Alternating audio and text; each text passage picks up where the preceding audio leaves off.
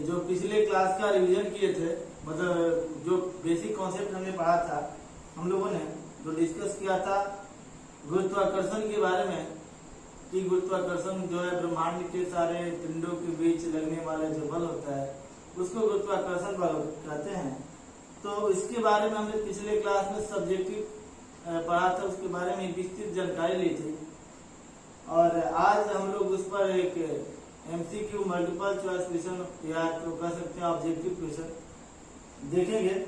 और जो भी सब्जेक्टिव के अकॉर्डिंग अगर छूट गया हो क्वेश्चन तो हम लोग यहाँ पे कवर कर लेंगे। इसके बाद करेंट पढ़ेंगे हम लोग और स्टैटिक जीके कुछ पढ़ लेंगे ताकि हमारा जो ग्रुप डी का एग्जाम है उसका प्रिपरेशन हो जाए। और आप लोग भी मतलब इस वीडियो को देखकर अपनी तैयारी भी कर सकते हैं। और हम यही कहेंगे कि अगर वीडियो अच्छा लगे तो आप रेगुलर देखिए, क्योंकि कोई भी काम तभी हो पाएगा जब आप रेगुलर करते हैं। जैसे अगर सपोज मान लीजिए कि आप कहीं पानी निकालने के लिए गड्ढा खोद रहे हैं, तो मान लीजिए कि हमने यहाँ गड्ढा खोदा, पानी नहीं गिरेगा, अब यहाँ पे छोड़ दीजिएगा, फिर अगला खोदिएगा, वहां पे पानी नहीं गिरा, फिर दूसरे जगह। ऐसा करते करते आप बहुत जगह गड्ढा खोद देंगे, पानी कहीं नहीं गिरेगा। लेकिन आप क्या करेंगे, आज यहाँ गड्ढा खोदना, फिर कल इसी में खोदेंगे, हो सकता है कभी न कभी ये आ जाए। तो कहने का मतलब ये है कि आप जहां भी सोशल मीडिया पर कहीं से भी आप देखते हैं तो वहां कंटिन्यू एक ही जगह देखिए। जैसे अगर आपको पसंद आए, हमारे वीडियो अगर पसंद है तो कंटिन्यू देखिए, बिना स्किप किए हुए देखिएगा, तभी समझ में आएगा। तो हम लोग इस पर चर्चा करेंगे ऑब्जेक्टिव क्वेश्चन के बारे में और इसको थोड़ा सा व्याख्या भी करेंगे कि कैसे होता है, ज्यादा नहीं, क्योंकि डिस्क्रिप्टिव तो व्याख्या जो पिछले क्लास में हम लोगों ने डिस्कस कर लिया है, वो आपने देखा ही होगा। तो आज हम लोग थोड़ा बहुत चर्चा उस पर भी करेंगे, ज्यादा गहराई में नहीं, थोड़ा बहुत कर लेंगे। चलिए तो शुरू करते हैं। किसी वस्तु पर लगने वाले गुरुत्वाकर्षण बल को कहा जाता है। तो किसी वस्तु पर जो गुरुत्वाकर्षण बल लगता है उसको हम क्या कहते हैं, भार कहते हैं। या तो भार कहते हैं या वजन, दोनों एक ही होता है। ध्यान रखिएगा, किसी वस्तु में भार जो होता है वो गुरुत्वीय त्वरण के कारण होता है, इसलिए गुरुत्वाकर्षण बल जो होता है वो भार होता है।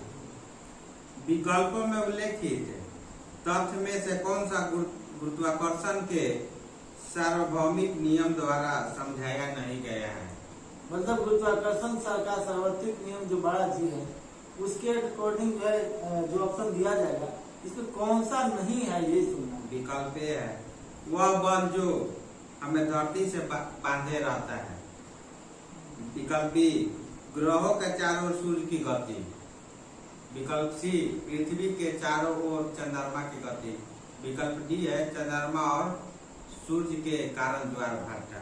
अब इसमें आएगा कि पहला ऑप्शन है कि वह बल जो हमें धरती से बांधे रखती है, ये भी गुरुत्वाकर्षण बल ही है, जो सूर्य को जो ये पृथ्वी जो है बांधे रखती है। दूसरा है ग्रह के चारों ओर सूर्य की गति। तो अब ये सोचिए कि ग्रह के चारों ओर सूर्य कभी घूम ही नहीं सकता है। यहाँ पे ऑप्शन गड़बड़ है, यानी कि यही गलत होगा। क्यों? क्योंकि ग्रह के चारों ओर सूर्य कभी नहीं घूमता है, सूर्य के चारों ओर ग्रह घूमते हैं। यानी यहाँ पे ऑप्शन यही होगा असत्य, क्योंकि इसमें वही पूछ रहा है कि जो असत्य है वो गलत है। ग्रह के चारों ओर सूर्य की गति, ग्रह के चारों ओर सूर्य की गति, ये कथन निम्नलिखित में से कमजोर बल है।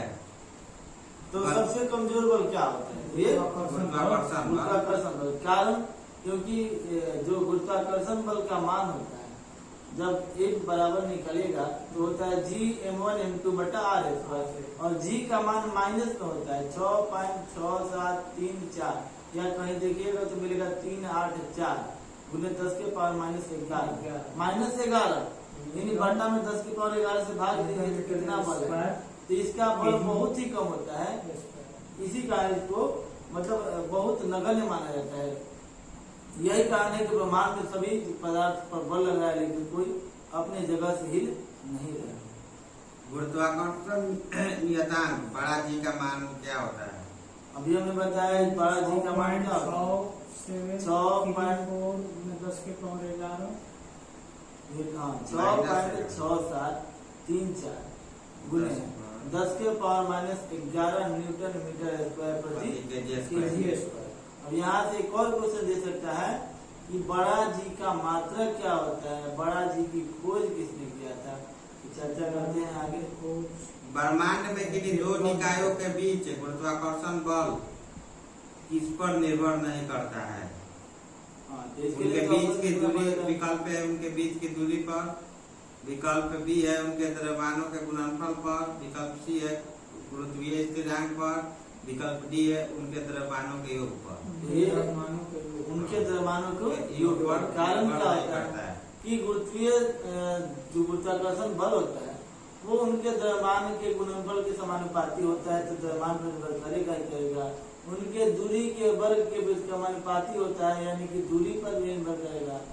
और बड़ा जी जो जी कांस्टेंट होता है वो भी होता है A बराबर बड़ा जी m1 बटा r², यानी बड़ा जी गुरुत्वाकर्षण स्थिरांक पर भी निर्भर करेगा। इसका मतलब ये हुआ कि उनके द्रव्यमान के योग पर निर्भर नहीं करेगा। दो वस्तुओं के बीच की दूरी को यदि दोगुना कर दिया जाए तो इन दोनों के बीच बल पर क्या प्रभाव पड़ेगा?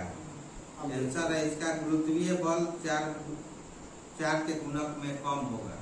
अब देखिए इसका कारण एक बराबर होता है Gm1m2 बटा r², बटा में r² है और त्रिज्या क्या दूरी को करे दोगुना करे, तो दूरी जो 2r होगा तो r² यानी कि 4² अब बटा में 4 हो गया, यानी कि पहले 2 था अब 4 हो गया, तो बटा में है तो चौथाई हो गया, यानी कि गुरुत्वाकर्षण बल कम होगा। तो यहाँ से बस दो ही चीज याद रखिए कि अगर द्रव्यमान बढ़ाया जाए एक बराबर Gm1m2 बटा r², यहाँ से अगर द्रव्यमान बढ़ाया जाए पिंड का तो गुरुत्वाकर्षण बल बढ़ेगा।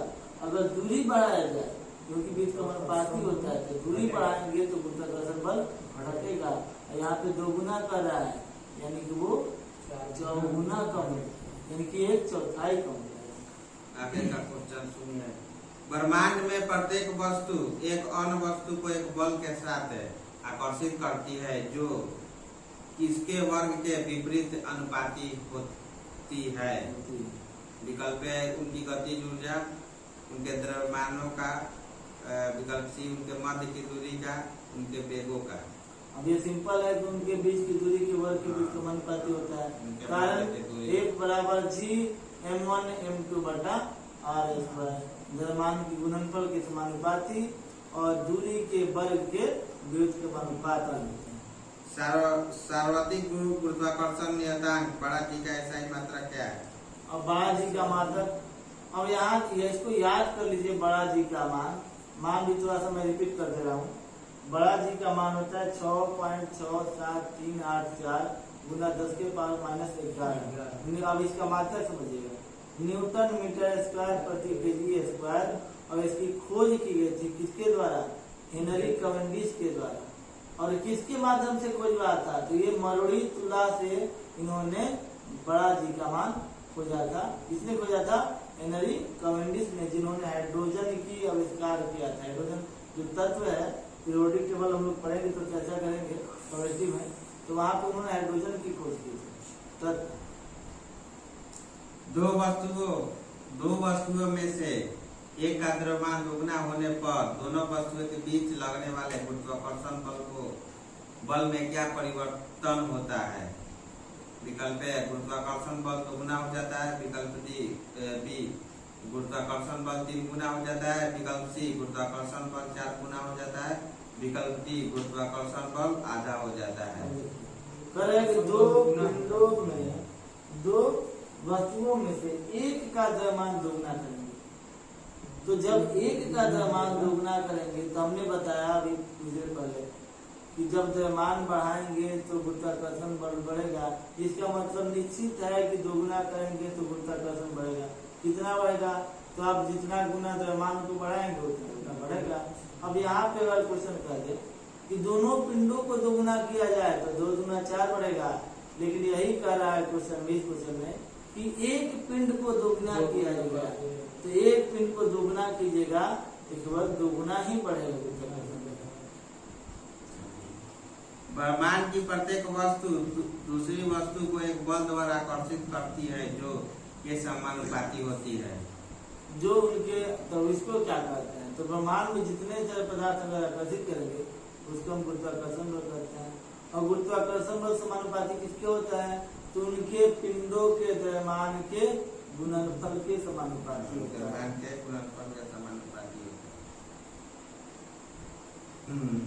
यदि दो वस्तुओं के द्रव्यमान को 3 गुना कर दिया जाए तो दोनों वस्तुओं के बीच का बल होगा। दो वस्तुओं के द्रव्यमान 3 गुना कर दिया जाए, मतलब दोनों को 3 गुना करे, दोनों द्रव्यमान को, तो हमने क्या कीजिएगा M1 M2 यानी तीसरे के 9 गुना, यानी कि द्रव्यमान बढ़ रहा है तो गुरुत्वाकर्षण बढ़ेगा ही बढ़ेगा। तो कितना बढ़ेगा, तो दोनों पिंडों को 3 गुना कीजिएगा, तीसरे के 9 गुना बढ़ जाएगा।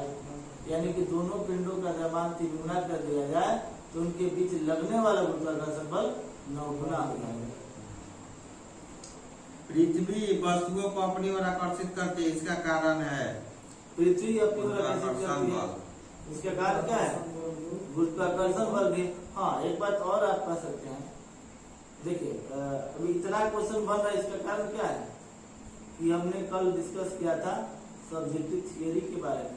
क्योंकि थियरी रहेगा ना तो सारा आपका ऑब्जेक्टिव क्लियर हो जाएगा, इसलिए थियरी का वीडियो जरूर देखिएगा।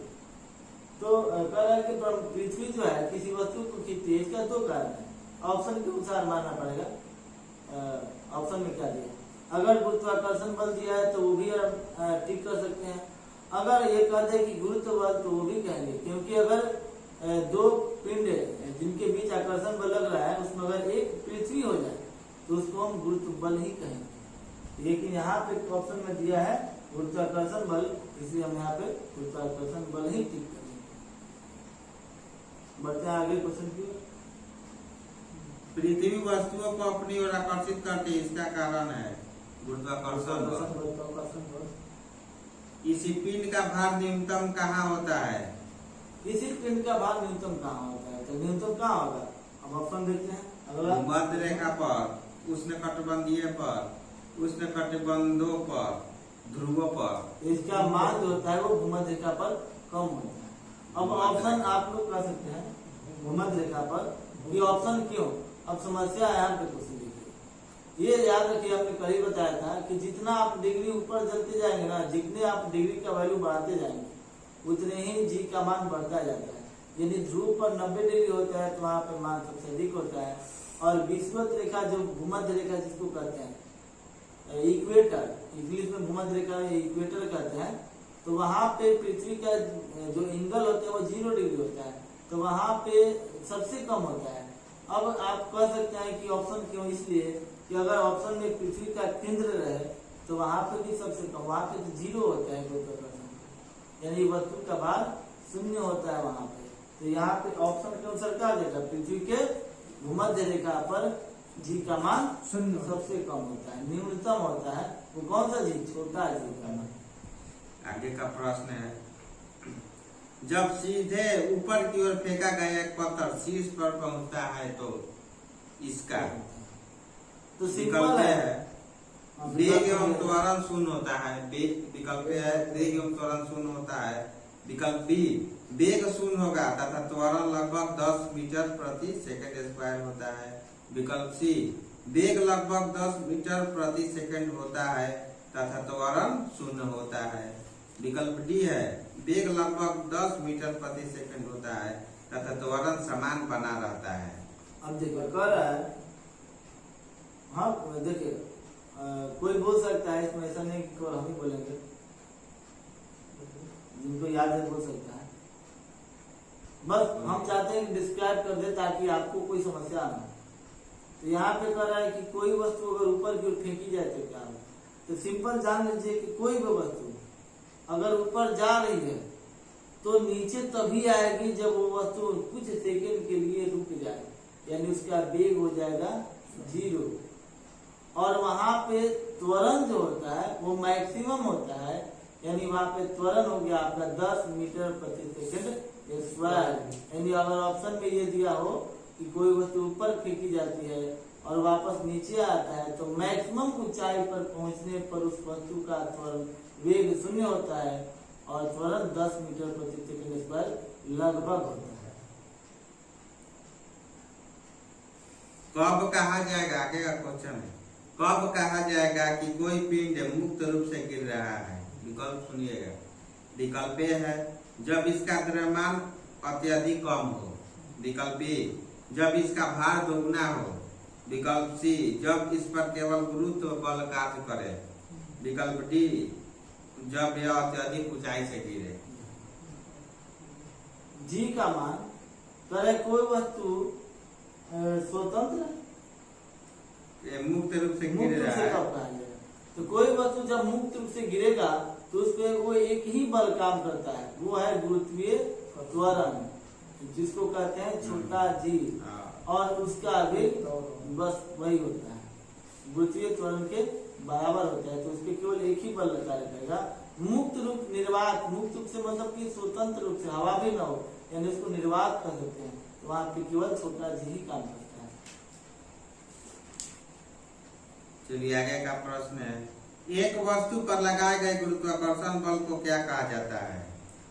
तनाव, जड़ता, वजन, काम।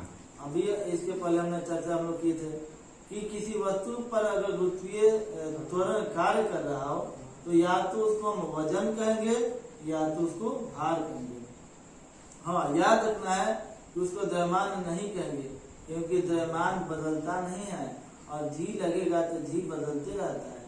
इसलिए जब भी जी का छोटा जी का मान अगर जिक्र होगा तो वहां पे द्रव्यमान नहीं होगा। जब भी होगा तो या तो उसको भार कहिए या तो उसको वजन कहिए। चंद्रमा पर आवाज क्यों नहीं सुनी जा सकती है? प्रश्न है, विकल्प आप सुनिएगा इसका। चंद्रमा पर कोई आवाज नहीं करता है। विकल्प बी कोई चंद्रमा, क्योंकि चंद्रमा पर पानी नहीं है, क्योंकि चंद्रमा पर पानी नहीं है। विकल्प बी है। विकल्प सी चंद्रमा पर कोई वायुमंडल नहीं है और ध्वनि बिना माध्यम के यात्रा नहीं कर सकती है। आगे का विकल्प है डी चंद्रमा पर जाने वाले लोग बहरे हो जाते हैं। अब इसका कारण क्या है? बताइए इसका आंसर। अब इसका कारण है कि पहला कारण ध्वनि गमन करने का कारण क्या है? तो ध्वनि गमन करती है, उसके लिए माध्यम होती है। जैसे हम अभी बोल रहे हैं और यहाँ पे हवा ना हो, हमारे कैमरे और हमारे बीच अगर आवाज हवा ना हो तो हमारी आवाज कैमरे तक नहीं पहुंच पाएगी और आप लोग जो देख रहे हैं बस हमारे यही देखेंगे कि हम मुंह चला रहे हैं लेकिन आपके पास साउंड नहीं पहुंच पाएगा। तो आवाज को जानने के लिए माध्यम की आवश्यकता, ध्वनि को जानने के लिए माध्यम की आवश्यकता होती है। तो चंद्रमा पर ध्वनि इसलिए नहीं जा पाता है, ऐसा नहीं कि वहाँ पानी है तो हवा नहीं जाए, ध्वनि नहीं जाएगा। वहाँ पे मूल कारण है कि वहाँ वायुमंडल नहीं है, यानी कि हवा नहीं है, और हवा नहीं रहेगा तो आवाज कहीं भी नहीं जा सकती। आगे का प्रश्न है, गुरुत्वाकर्षण का सार्वभौमिक नियम किस पर लागू होता है? विकल्प ए है सूर्य और ग्रहों पर। विकल्प बी है वस्तुओं के किसी भी युग्म में। विकल्प सी पृथ्वी और चंद्रमा पर। विकल्प डी पृथ्वी और सूर्य। तो गुरुत्वाकर्षण किस पर लागू होता है? तो ये सभी पर लागू होता है। मतलब ब्रह्मांड में जितने सारे पदार्थ हैं सभी में गुरुत्वाकर्षण बल भी लगता है और गुरुत्वाकर्षण स्थिरांक भी होता है, सभी में होता है। यदि दो कणों के बीच की दूरी बढ़ जाती है तो उनके बीच गुरुत्वाकर्षण बल पर क्या प्रभाव होता है? विकल्प ए है बढ़ जाता है। विकल्प बी कम हो जाता है। विकल्प सी शून्य हो जाता है। विकल्प डी समान रहता है। तो क्या होगा? दो वस्तुओं के बीच लगने वाला गुरुत्वाकर्षण बल, फॉर्मूला याद कीजिए, सब क्लियर हो जाएगा। एक बराबर जी m1 m2 बट्टा RH पर, और बट्टा में जब भी कीजिएगा तो मान कम ही आएगा, यानी कि जब आप दूरी बढ़ाएंगे तो गुरुत्वाकर्षण बल कम होगा और दूरी घटाएंगे तो गुरुत्वाकर्षण बल लगेगा। सिंपल देखिए ना, ये इसमें चुंबक लगा हुआ है और ये सट नहीं रहा है, दूर है तो और न देखिए और न देखिए, यहाँ पे सट गया। तो कारण क्या है कि दूरी जो है ना इसके बल को कम कर देता है। और दूरी जैसे ही नजदीक लगेगा लेगा एक समय आएगा जो चिपक जाएगा। तो कार नहीं है, दूरी अगर बढ़ाएंगे तो गुरुत्वाकर्षण बल कम होगा और दूरी घटाएंगे तो गुरुत्वाकर्षण बल बढ़ेगा। ये हर जगह लागू होता है। चंद्रमा का पलायन वेग का मान कितना होता है? अब देखिए, अब पिछले क्लास में हम लोगों ने डिस्कस किया था, थोड़ा एक क्वेश्चन यहाँ पे मिला मैच है। हम लोगों ने डिस्कस किया था कि पृथ्वी का पलायन वेग 11.2 किलोमीटर प्रति सेकंड होता है, लेकिन चंद्रमा का जो पलायन वेग है लगभग 3 पॉइंट समथिंग है, 2.3 किलोमीटर प्रति सेकंड। 2 और 3 लगातार याद रखना है, 2 और 3 चंद्रमा पर 2.3 किलोमीटर प्रति सेकंड। आगे का प्रश्न सुनिएगा ध्यान से। जी का मान के साथ बढ़ता है? जी का मान के साथ बढ़ता है? विकल्प है ऊंचाई में वृद्धि, आयतन में वृद्धि, आयतन में कमी, ऊंचाई में कमी। अब जी का मान कह रहा है कि कब बढ़ेगा, तो जी का मान तब बढ़ेगा जब ऊंचाई में कमी होगी। ऊंचाई में कमी होने पर और यहाँ पे जी का मान कौन सा है, तो जब भी ध्यान रखिएगा कि जब कभी भी जी का मान बदलने की ओर का इशारा करे, चाहे वो बढ़े चाहे वो घटे, कुछ भी करे, चाहे मैक्सिमम हो जाए चाहे मिनिमम हो जाए, जब भी जी का मान घटने बढ़ने की चर्चा होगी तो ये दिमाग में बैठा लेना है बहुत समय। तो वहाँ पे चर्चा हो रही है छोटा जी, और छोटा जी का मान तभी बढ़ेगा जब ऊंचाई कम होगा, तो छोटा जी का मान बढ़ेगा। सूर्य का पलायन वेग कितना होता है? हाँ, अब यहाँ से एक और क्वेश्चन आ गया, हम लोग कल डिस्कस नहीं किए थे। 42 किलोमीटर चंद्रमा सूर्य का जो पलायन वेग होता है बहुत ज्यादा होता है, 42 किलोमीटर प्रति सेकंड। कारण क्या है ना कि सूर्य का जो गुरुत्वाकर्षण जो कहते हैं, क्योंकि गुरुत्वाकर्षण क्या होता है, जिस पिंड का द्रव्यमान जितना ज्यादा होगा गुरुत्वाकर्षण उतना ही ज्यादा होगा। और सूर्य जो है बहुत बड़ा है, इसका द्रव्यमान बहुत ज्यादा है, इसी कारण सूर्य का जो गुरुत्वाकर्षण है वो बहुत ज्यादा है। और हमें पलायन करना है, मतलब गुरुत्वाकर्षण के विरुद्ध बल लगाना है। यानी कि हम अगर 42 किलोमीटर लगते, यानी कि 42 किलोमीटर अगर सूर्य के ऑर्बिट से हमको बाहर निकलना है तो हमें 1 सेकंड में 42 किलोमीटर यात्रा करनी पड़ेगी। सोच लीजिए 1 सेकंड में 42 किलोमीटर, लगभग समझ लीजिए कितना दूर पड़ेगा, 50 बाय 42 किलोमीटर लगभग 1 सेकंड में यात्रा करना पड़ेगा, तभी वो वस्तु जो है सूर्य के ऑर्बिट से बाहर निकल पाएगी, सूर्य के कक्षा से। ध्रुवीय उपग्रह का कक्षीय वेग कितना होता है? ध्रुवीय उपग्रह का कक्षीय वेग कितना होता है? ध्रुवीय उपग्रह 8 किलोमीटर प्रति सेकंड। इनका वेग 8 किलोमीटर प्रति सेकंड होता है, मतलब 1 सेकंड में 8 किलोमीटर जाएंगे। तो याद रखना है कौन सा ग्रह, ध्रुवीय उपग्रह। तो यहाँ पे 2 उपग्रह होते हैं, एक होते हैं भू स्थिर उपग्रह, एक होते हैं ध्रुवीय उपग्रह। तो ध्रुवीय उपग्रह का जो वेग होता है वो 8 किलोमीटर प्रति सेकंड। भू स्थिर उपग्रह का कक्षीय वेग कितना होता है? 3.1 किलोमीटर प्रति सेकंड। मतलब भू स्थिर उपग्रह की ऊंचाई भी कम होती है, और जो जितना ऊंचाई रहेगा उसका उतना ही ज्यादा होता है, इसका 3.1 किलोमीटर प्रति सेकंड। जब किसी पिंड को विषुवत रेखा से उत्तर और दक्षिण ध्रुवों पर ले जाया जाता है तो उसका भार बढ़ता है, बढ़ जाता है, घट जाता है कि समान रहता है? किसी भी वस्तु को आप विषुवत रेखा यानी 0 डिग्री से चाहे वो ऊपर ले जाएगा चाहे नीचे ले जाएगा, उसका भार बढ़ेगा ही नहीं, क्योंकि कोण का मान बढ़ता है। नीचे ले जाएगा तो भी 90 है पोल है, और ऊपर ले जाएगा साउथ नॉर्थ में तो भी पोल है। पृथ्वी की सतह का पलायन वेग का मान बताइए। तो पृथ्वी की सतह का पलायन वेग का मान तो सिंपल है, 11.2 किलोमीटर प्रति सेकंड।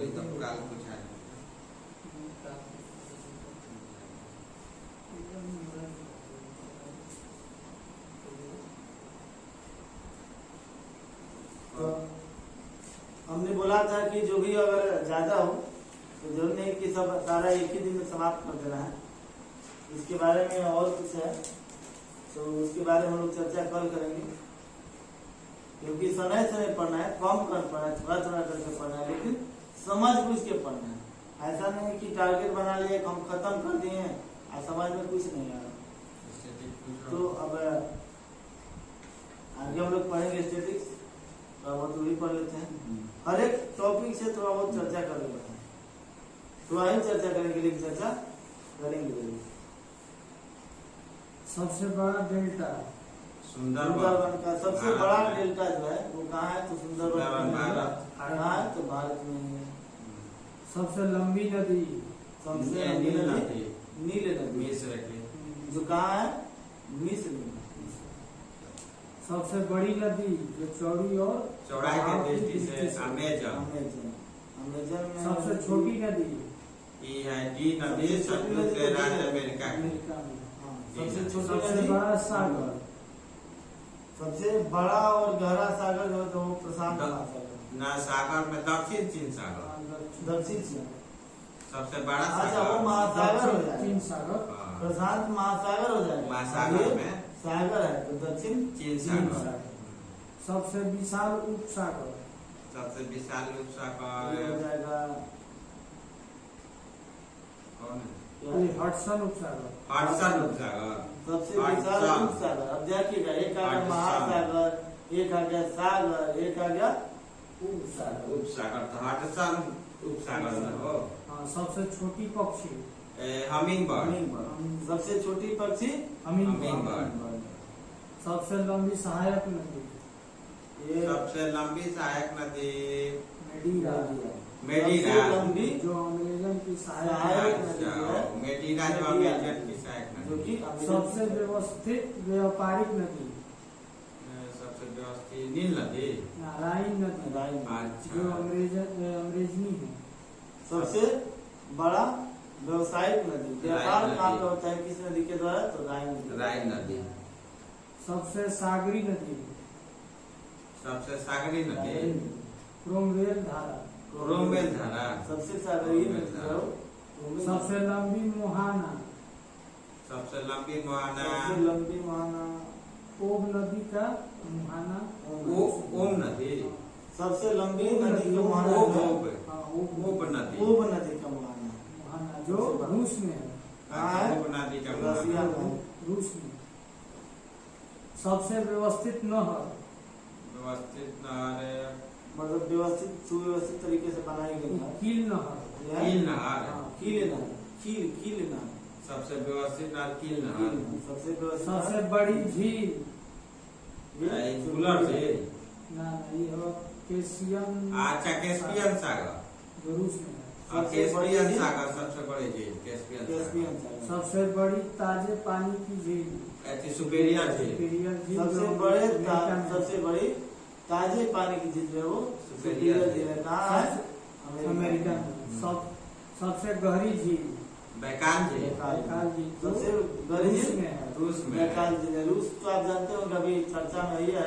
रूस झील की अंदर झील झील के अंदर झील ये मैनूट झील है माइनूट झील झील के जो अंदर कनाडा में है। कनाडा में। मेनूट झील जो कनाडा में है। सर्वाधिक ऊंचाई पर स्थित झील दोनों काय है। कौन झील है? तो सर्वाधिक ऊंचाई पर झील है टिटिकाका टिटिकाका झील। हाँ, टिटिकाका। जो सबसे दक्षिण ऊंचाई पर- अमेरिका में है। सबसे ऊंचाई पर स्थित झील टिटिकाका। जो दक्षिण अमेरिका में है। सबसे बड़ा लेगून सबसे बड़ा लेगून सबसे झील बड़ा लेगून झील लेगोवा डॉस पेटोस ब्राजील में है। लेगुआ टॉस एटॉस।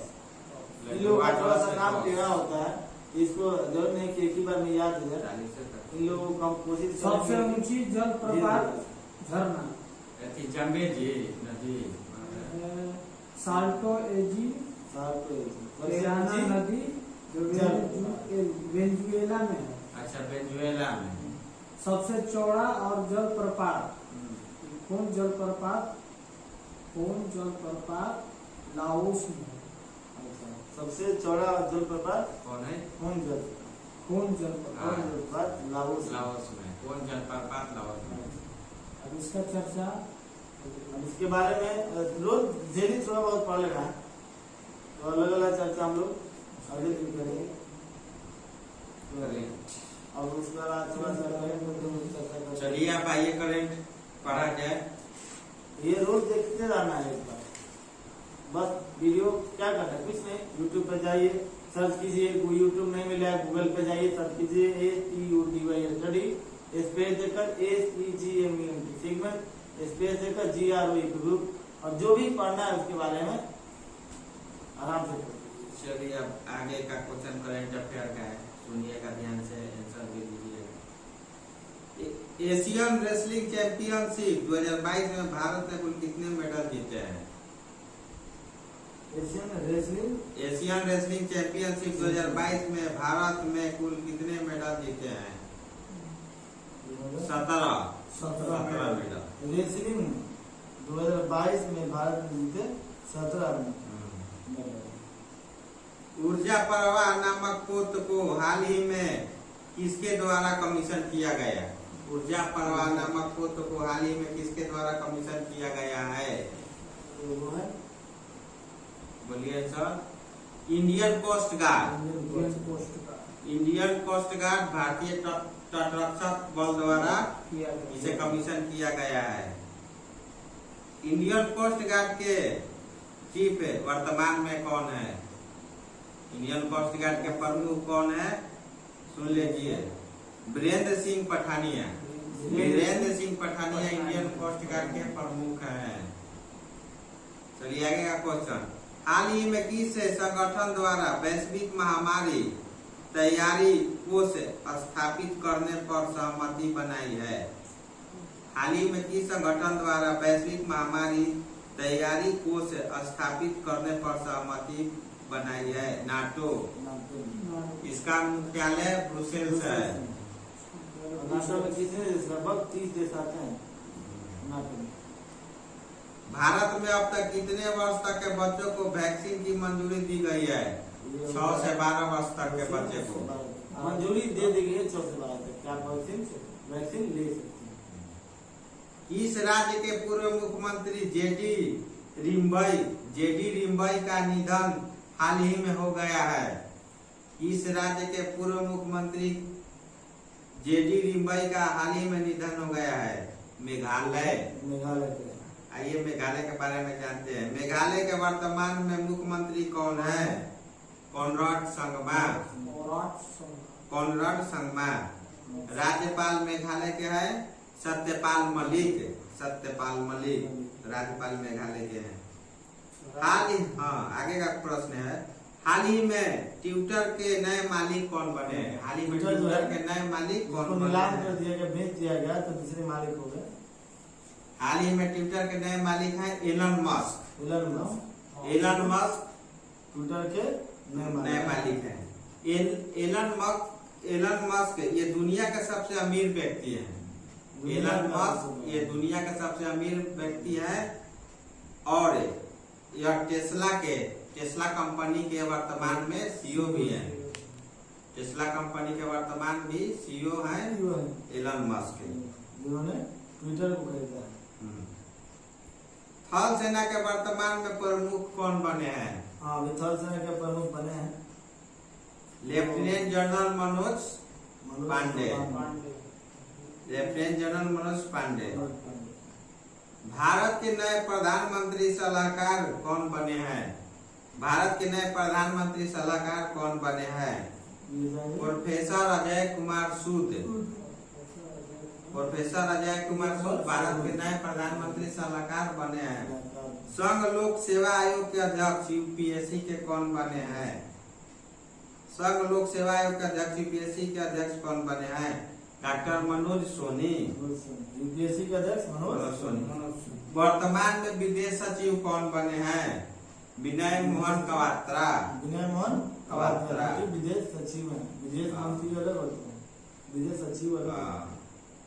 प्रधानमंत्री नरेंद्र मोदी ने किस राज्य में अमृत सरोवर मिशन की शुरुआत किया है? जम्मू कश्मीर में अमृत सरोवर मिशन की शुरुआत जम्मू कश्मीर में। तो आज का हम लोग का क्लास इतना ही रहेगा और अगले दिन हम लोग पुनः अपने विज्ञान के उसी टॉपिक पर आएंगे और चर्चा करेंगे थोड़ा बहुत एमसीक्यू क्वेश्चन से, जो कि गुरुत्वाकर्षण से ही रहेगा। इसके बाद हम लोग अगला चैप्टर जो भी कॉन्सेप्ट होगा वो पढ़ेंगे, और अगले दिन हम बताएंगे कि इसमें हम लोग क्या पढ़ेंगे, विज्ञान में क्या पढ़ेंगे, और स्टैटिक जीके में हम लोग वहीं से थोड़ा सा और आगे बढ़ाएंगे, और करंट में भी थोड़ा सा आगे बढ़ाएंगे। और आप लोगों का अगर डिमांड रहा तो हम लोग जो घटना चक्र आ रहा है तो उसके बारे में भी थोड़ा बहुत चर्चा करेंगे। आप लोग का अगर सहमति होगा तो उस पर भी हम लोग चर्चा करेंगे घटना चक्र के बारे में, क्योंकि वो भी जो है प्रीवियस ईयर का क्वेश्चन है, तो कहेंगे तो हम लोग उस पर भी चर्चा करेंगे। उसका भी जो साइंस है उसको भी हम क्लियर करते चलेंगे अगर आप कहेंगे तो, वरना हम लोग तो ये चला ही रहे हैं और ये भी कम नहीं है। बस रोज का रोज वीडियो देखिए, बस एक बार देख लीजिए। हाँ, ये निश्चित है कि आपका समय थोड़ा सा लगेगा, लेकिन बिना समय का कोई काम, कहा जाता है ना जल्दी का काम शैतान है। कार्य बिल्कुल आराम से कीजिए, और उतना भी बिल्कुल आराम से नहीं कि सो जाएंगे आराम करते करते, इतना जरूर आराम से कीजिए कि कोई कार्य करें हम तो पता चले कि हम क्या कर रहे हैं। तो क्लास हमारा आज का इतना रहेगा। हम आपसे यही कहना चाहेंगे कि अगर वीडियो पसंद आए तो अपना सुझाव जरूर दीजिएगा कि और हमें क्या क्या करना चाहिए। मैं ये रोज आपसे कहता हूँ कि आप हमें सुझाव जरूर दीजिए, अच्छा हो या बुरा, हम सबका सुझाव मानेंगे, और जब तक हम सुझाव नहीं मानेंगे, तब तक अपनी कमियों को नहीं जान पाएंगे, तब तक हम अपने जीवन में आगे विकास नहीं कर पाएंगे। तो आप लोग वीडियो को लाइक कीजिए, शेयर कीजिए, और अपना सबसे महत्वपूर्ण बात कि आप लोग अपना विचार जरूर व्यक्त कीजिए। चैनल सब्सक्राइब करना हो तो खैर आप वीडियो पसंद आए तो आप कर ही लीजिएगा, ये कहने की जरूरत नहीं है, क्योंकि ये पढ़ाई का मैटर है। आप यहाँ पे जुड़ेंगे तो कुछ न कुछ सीखने के लिए मिलेगा, और कुछ आप लोग सीखेंगे और कुछ आप लोगों के सुझाव से हम सीखेंगे। यानी हम लोग बिना कॉस्टली, बिना पैसा लगाए सब लोग अगर सीख जाए तो क्या दिक्कत है। बहुत अच्छी बात है कि आप सुझाव देंगे तो हम सीखेंगे, और हम इसके वीडियो के माध्यम से आप तक कुछ पहुंचाएंगे तो हम दोनों लोग सीखते रहेंगे, हम आपस में सीखते रहेंगे। तो आज के लिए इतना ही रहेगा। वीडियो पसंद आए तो लाइक कीजिएगा, शेयर कीजिएगा, चैनल को सब्सक्राइब कीजिएगा, और बेल आइकन को दबाना मत न भूलिएगा। फिर मिलेंगे आपसे अगले वीडियो में।